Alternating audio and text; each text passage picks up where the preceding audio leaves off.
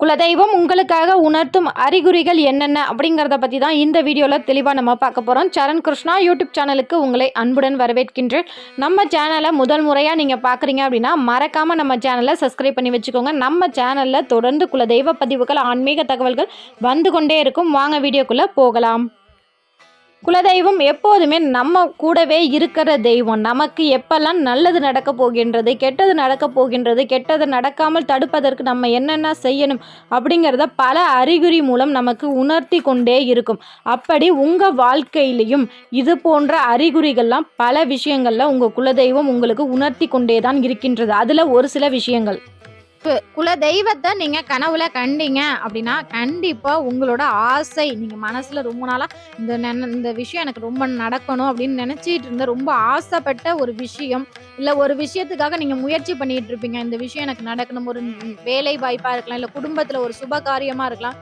அந்த விஷயங்கள் விரைவில் கைகூட போகின்றது, உங்களுக்கு வெற்றி கிடைக்க போகின்றது என்பது அர்த்தம்.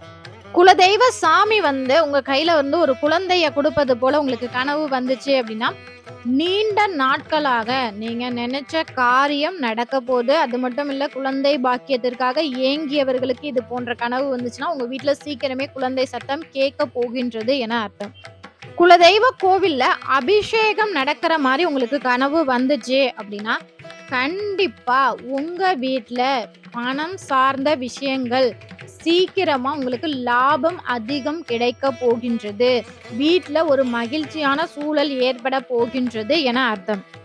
அதே போல குலதெய்வ கோவில்ல பிரசாதம் கிடைத்து அதை நீங்க சாப்பிட்ற மாதிரி கனவு வந்துச்சு அப்படின்னா குலதெய்வத்தின் பரிபூரண அருள் உங்களுக்கு இருக்கு, உங்களோட குலதெய்வம் உங்களுக்கு முழு ஆசீர்வாதம் கொடுக்கின்றது என அர்த்தம்.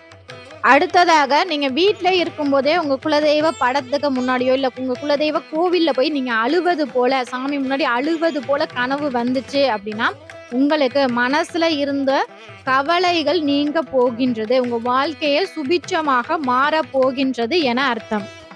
அடுத்ததாக குலதெய்வம் உக்கிரமாக, அதாவது குலதெய்வம் ரொம்ப கோபமா இருக்கிற மாதிரி, இல்ல குலதெய்வ எல்லையில யாராவது ரொம்ப கோபமா சாமி ஆடுற மாதிரி கனவுலாம் உங்களுக்கு வந்துச்சு அப்படின்னா நீங்க செய்யற செயல்ல, நீங்க ஏதாவது ஒரு செயல் செய்ய போறீங்க அப்படின்னா அதை ரொம்ப யோசிச்சு செய்யணும். ஏன்னா அதுல ஏதோ ஒரு பிரச்சனை வரப்போகின்றது, அதுதான் உங்களுக்கு குறிக்கின்றது. இது போன்ற கனவு வந்தாலே நீங்க செய்யற செயலா இருக்கட்டும், இல்ல வியாபாரத்திலையும் ஒரு முடிவு எடுக்கணும்னா 1க்கு 2 முறை நன்றாக யோசிச்சு உங்க குலதெய்வத்தை மனதார வேண்டி கொண்டு முடிவெடுங்க. கண்டிப்பா உங்களுக்கு நல்லது நடக்கும். அதே போல குலதெய்வத்திற்கு இலை போட்டு சாப்பாடு வைத்து படையல் போடுவது போல் கனவு வந்துச்சு அப்படின்னா குலதெய்வம் உங்களை அழைக்கின்றது, என் எல்லைக்கு வா, எனக்கு படையல் போடு அப்படின்னு கூப்பிடுகின்றது. அதனால கண்டிப்பா உங்க குடும்பத்தாரோட சேர்ந்து உங்க குலதெய்வ எல்லைக்கு சென்று வாருங்கள். குலதெய்வம் உங்கள்கிட்ட பேசுற மாதிரி கனவு வந்துச்சு அப்படின்னா தொழில்ல நல்ல முன்னேற்றம் ஏற்படும். இந்த மாதிரி கனவுலாம் வந்துச்சுன்னா நீங்க என்ன பண்ணுங்க, கொஞ்சம் கூட யோசிக்காம உங்க தொழிலை இன்னும் விரிவுபடுத்துறதுக்கு என்னெல்லாம் செய்யலாம் அப்படிங்கிறத உங்க குலதெய்வத்தை மனதார வேண்டி கொண்டு தொழில் விரிவாக்கம் செய்வதற்கு என்ன செய்யணுமோ அதெல்லாம் கண்டிப்பா செய்யுங்க. நான் ஒரு இடத்துல வேலைக்கு தாங்க போறேன், இன்னொரு அடுத்த இடத்துல வேலைக்கு கூப்பிடுறாங்க, போலாமா வேணாமான்னு யோசனையில இருக்கேன் அப்படிங்கிறப்பெல்லாம் உங்க குலதெய்வம் கனவுல பேசிட்டாலே நீங்க உங்களுக்கு தொழில் சார்ந்த விஷயங்கள்ல நல்ல முன்னேற்றம் ஏற்படும். அதனால அடுத்த இடத்துல உங்களுக்கு சம்பளம் கூட கிடைக்குதா, தாராளமா போங்க, உங்க வாழ்க்கைக்கு அது நல்லது மட்டுமே செய்யும். இது போன்ற கனவுகள்லாம் வந்துச்சுன்னா துணிந்து தைரியமா எந்த முடிவா இருந்தாலும் தொழில் சார்ந்த விஷயங்கள்ல எடுத்து பாருங்க, உங்களுக்கு அது முன்னேற்றமான சூழல் மட்டுமே அமைத்து தரும்.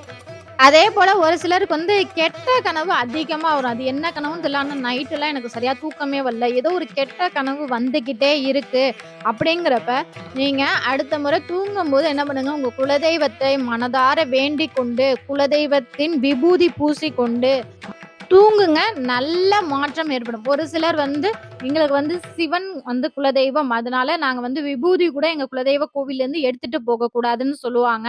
நாங்க என்ன பண்றது அப்படின்னு கேட்டீங்கன்னா நைட்டு தூங்குறதுக்கு முன்னாடி மனதார உங்க குலதெய்வத்தை மனசார வேண்டிக்கிட்டு உங்க குலதெய்வத்தின் பெயரை ஒரு பேப்பர்ல எழுதி அதை உங்க தலையணைக்கு அடியில வைத்து தூங்கி பாருங்க. கண்டிப்பா கெட்ட கனவுகள் அப்படிங்கிறது வரவே வராது. நம்ம சேனலை பார்க்குற ஒரு வியூவர்ஸோட ஒரு கேள்வி, என்னோட மனைவி கர்ப்பமா இருக்காங்க, நான் போய் குலதெய்வ கோவில்ல போய் மொட்டை அடிச்சுட்டு வரலாமா, இன்னும் 5 மாசம் கூட ஆகல அப்படின்னு சொல்லி ஒருத்தவங்க கேட்டிருக்காங்க. கண்டிப்பா குழந்தை பிறந்தோனே நீங்க குழந்தை எல்லாரும் சேர்ந்து போய் மொட்டையடிங்க. இப்ப போய் முடி காணிக்கை செலுத்துவதை தவிர்த்துக் கொள்ளுங்கள். மனைவி கர்ப்பமாக இருக்கும்போது நீங்க குலதெய்வ கோயிலுக்கு போலாம், சாமி கும்பிடலாம். ஆனா முடி காணிக்கை மட்டும் குழந்தை பிறந்ததுக்கு அப்புறம் 2 பேரும் சேர்ந்து போய் முடி காணிக்கை செலுத்துங்க. இதுல ஒன்றும் தவறில்லை. குலதெய்வம் சார்ந்த கனவுகள் உங்களுக்கும் இது போல வந்திருக்கு அப்படின்னா, மறக்காம எங்களோட கமெண்ட் செக்ஷன்ல ஷேர் பண்ணிக்கோங்க. இந்த வீடியோ உங்களுக்கு பயனுள்ளதாக இருக்கும் என்ற நம்பிக்கையில் மற்றொரு வீடியோவில் சந்திக்கிறேன். இந்த வீடியோ உங்களுக்கு பிடிச்சிருந்தா லைக் பண்ணுங்க, ஷேர் பண்ணுங்க. மறக்காம சப்ஸ்கிரைப் பண்ணுங்க. சரண் கிருஷ்ணா யூடியூப் சேனல். நன்றி, வணக்கம்.